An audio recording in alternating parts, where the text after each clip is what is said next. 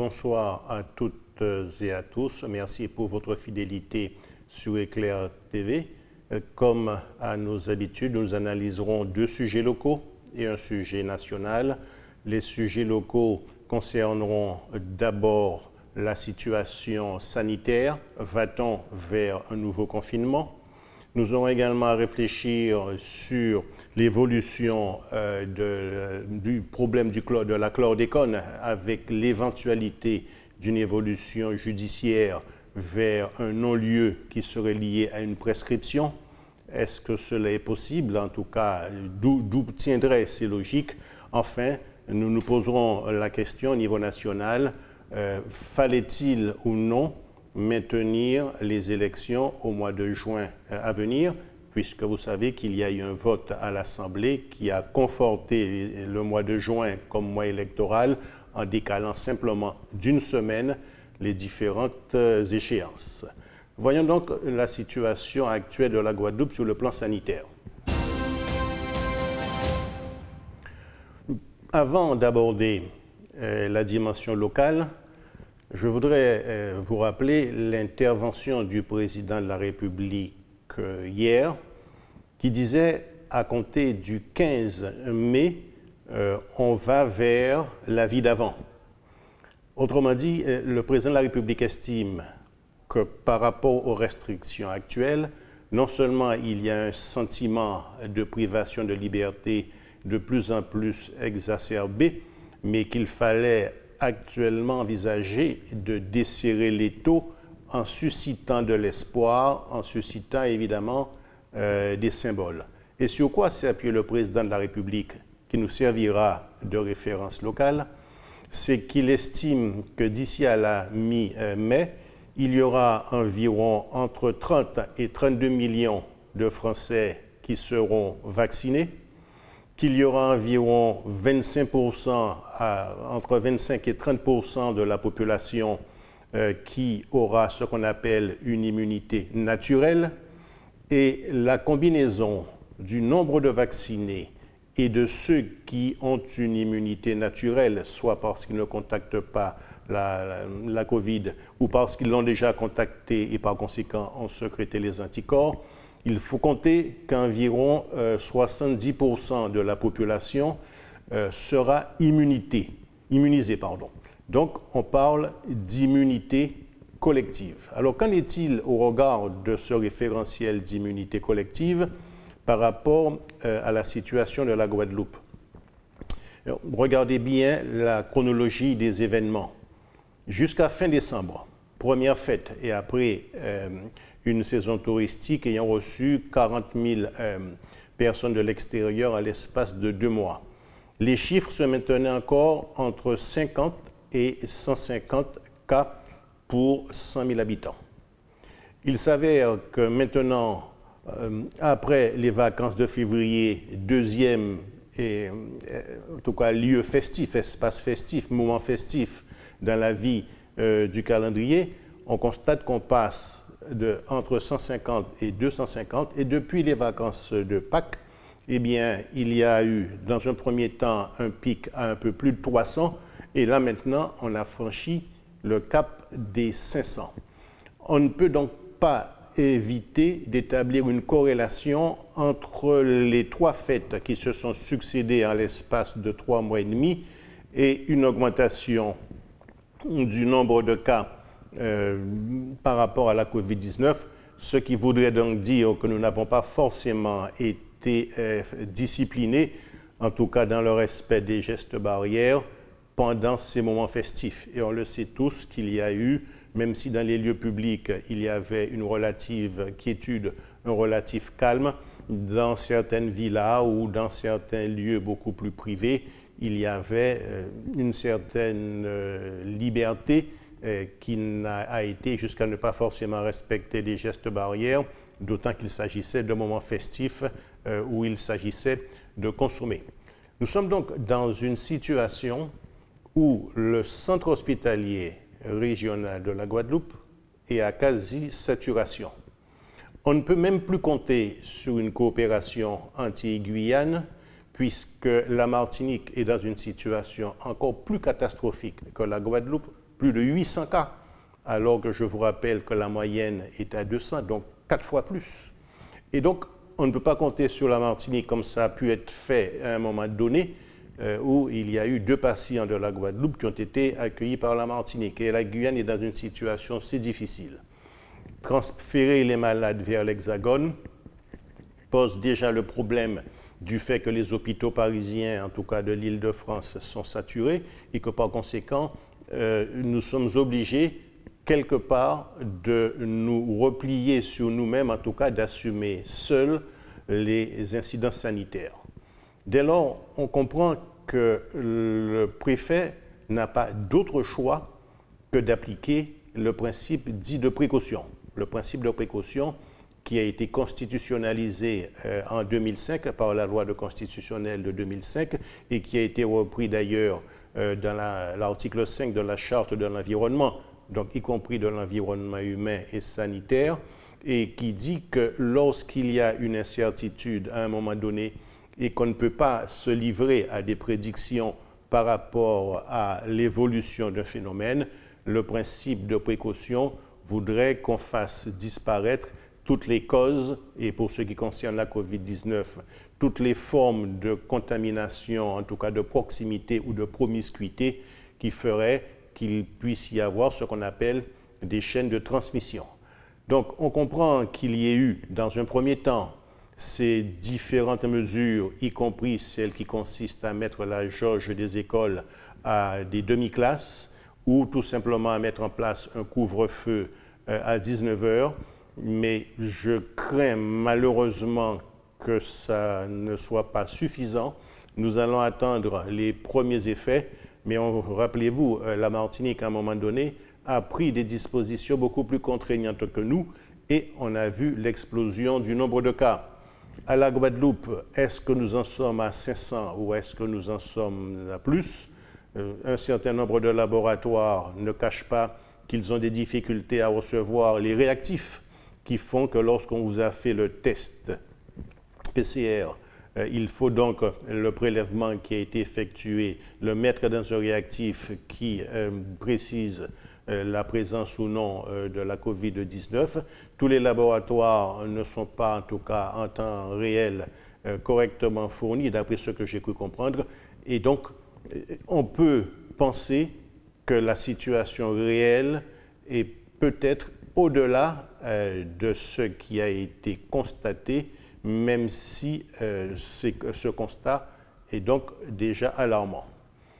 Soyons vigilants, mais la Martinique est rentrée dans un confinement strict.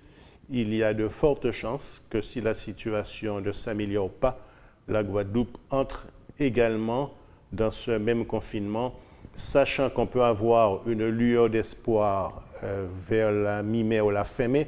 Je dis plutôt la fin mai, puisque notre pic est en décalage d'environ 15 jours par rapport à celui de l'Hexagone. Donc vers la fin mai, puisque les temps festifs sont beaucoup plus éloignés, les occasions de réunion familiales sont beaucoup plus limitées, beaucoup plus restreintes, et il y a de fortes chances que la chaîne de contamination soit moins active et que par conséquent, il y ait davantage de personnes qui passent à travers, en tout cas qui soient moins contaminées. Voilà, nous avons terminé pour ce premier sujet relatif aux mesures de restriction dont on peut présupposer qu'elles seront censées être renforcées. Passons maintenant au deuxième point, à savoir la problématique de la prescription de la chlordécone.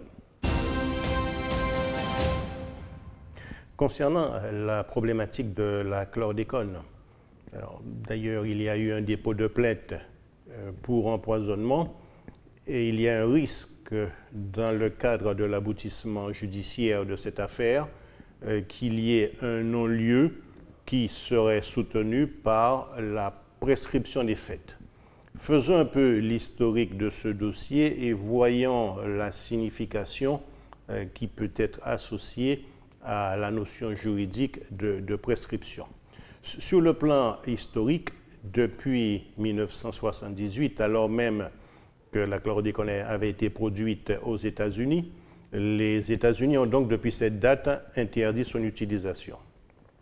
Il en a été de même quelques années plus tard au niveau de l'Hexagone, avec cependant une demande pour les Antilles des planteurs de bananes de pouvoir proroger l'utilisation de la chlordécone pour lutter contre un certain nombre de parasites qui menaçaient en tout cas la viabilité même des bananeraies.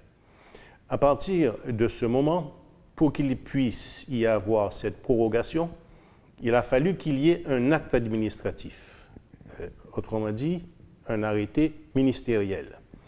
Un arrêté qui implique, de par son mode d'élaboration, à la fois le ministère de l'Agriculture, celui de la Santé, puisqu'il y avait déjà des doutes par rapport au caractère cancérigène de la chlordécone, et ensuite, bien sûr, celui des Outre-mer. Or, premier constat, c'est qu'il aurait été intéressant de savoir quelles ont été les motivations et les positions de ces différents ministères. Le dossier a disparu.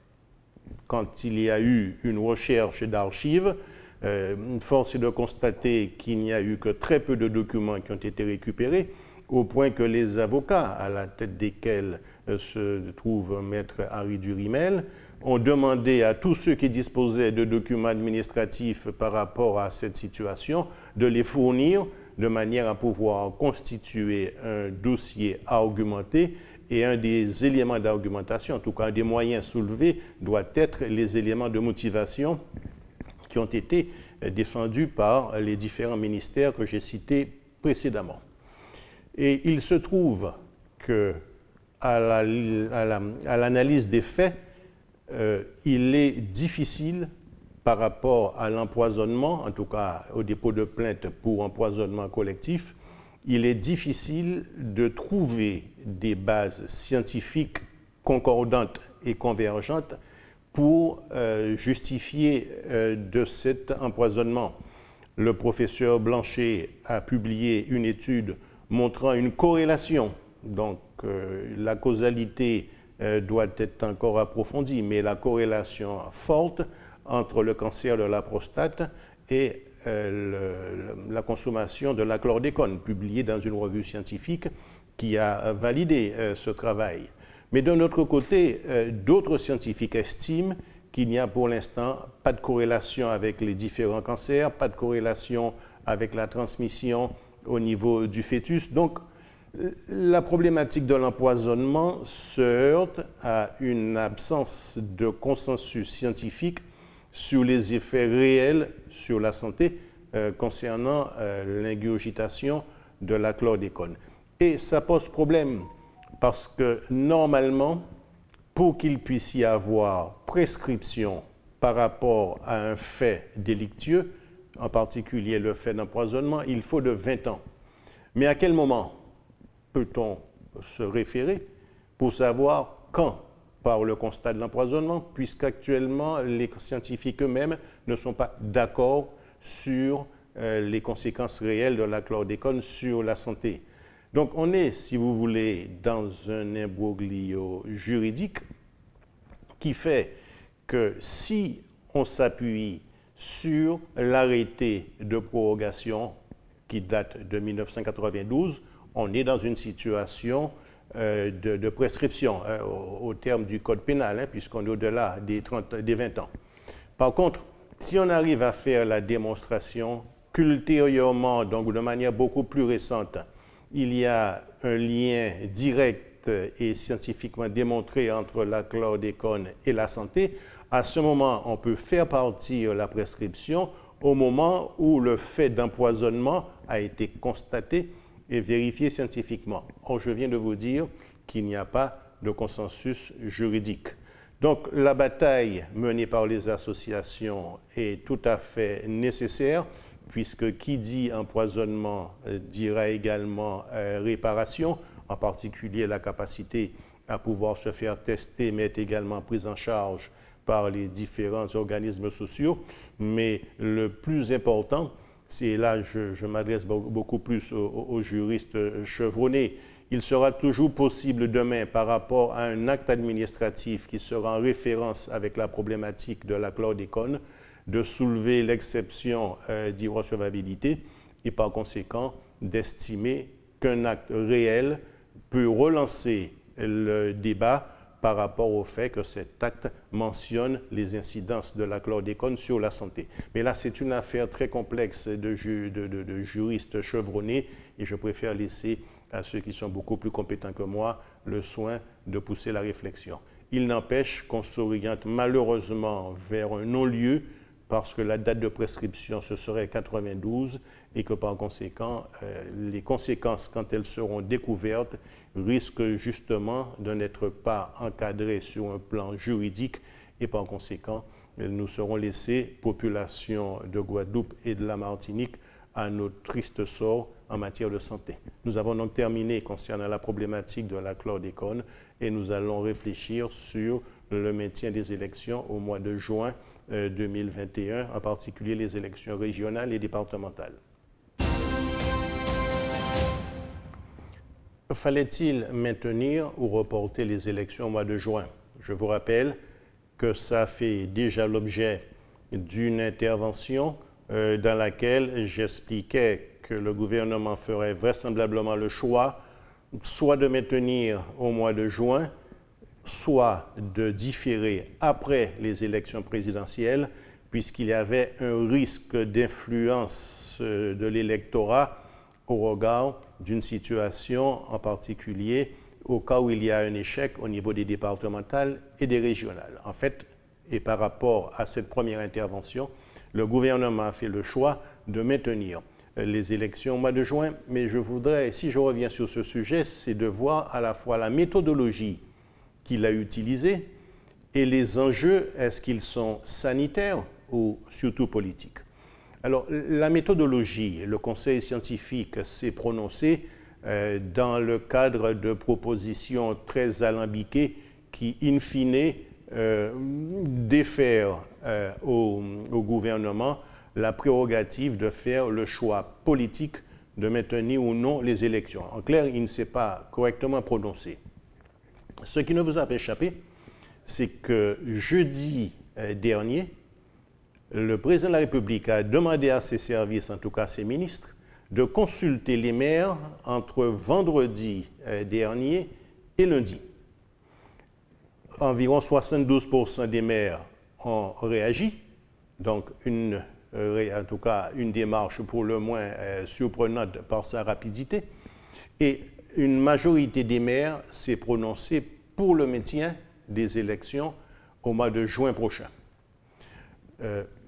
Il s'en est suivi le lendemain à l'Assemblée un débat, puisque c'est une loi qui avait au départ fixé les dates du 13 et du 20, et par rapport à ce qu'on appelle le parallélisme des formes, c'est une autre loi qui peut modifier la loi initiale. Et la deuxième loi a différé simplement d'une semaine, donc elle a été votée mardi dernier à une majorité très large, je crois 443 ou 444, et ces élections sont différées d'une semaine. Comment interpréter au-delà de la procédure où on peut estimer que les députés n'ont fait que suivre les élus? Alors, pourquoi les élus locaux ont d'abord, en grande majorité, souhaité que cette élection se déroule au mois de juin? Tout simplement que dans un contexte où il y aura vraisemblablement une abstention importante, l'abstention profite, en tout cas lorsqu'il est généré par un contexte en particulier sanitaire, l'abstention profite surtout à ceux qui sont en place. Je vous signale que lors des élections municipales, près de 70% des maires ont été élus dès le premier tour. Je crois que le deuxième tour ne concernait sur les 36 000 communes qu'à peine, je crois, moins de 6 000 maires. Donc, il y a ce qu'on appelle le maintien d'un capital symbolique qui fait que quand on demande aux élus locaux est-ce qu'ils veulent maintenir les élections, ils ont tout intérêt à le faire au mois de juin, puisqu'avec une forte abstention et une campagne qui sera de toute façon tronquée, puisque devant se pratiquer en grande partie par l'intermédiaire des réseaux sociaux, les recommandations du conseil scientifique sont très drastiques en l'espèce, eh bien, le capital symbolique de ceux qui sont en poste même s'il ne s'agit pas d'élections municipales, mais d'élections départementales et régionales, fructifient davantage que les oppositions qui ne sont pas au pouvoir. Donc, premier élément, les élus locaux, en tout cas, se satisfont largement d'élections au mois de juin. Maintenant, sur le plan de la décision présidentielle, écoutez, on sait qu'il mise sur la mi-mai pour ce que j'ai appelé tout à l'heure l'immunité collective.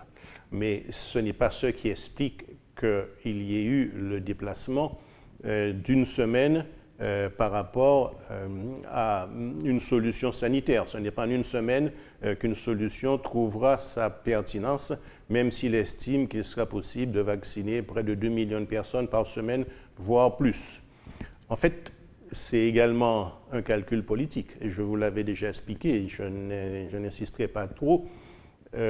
La République en marche, à laquelle appartient le président de la République, a connu des difficultés d'ancrage territorial pour les municipales.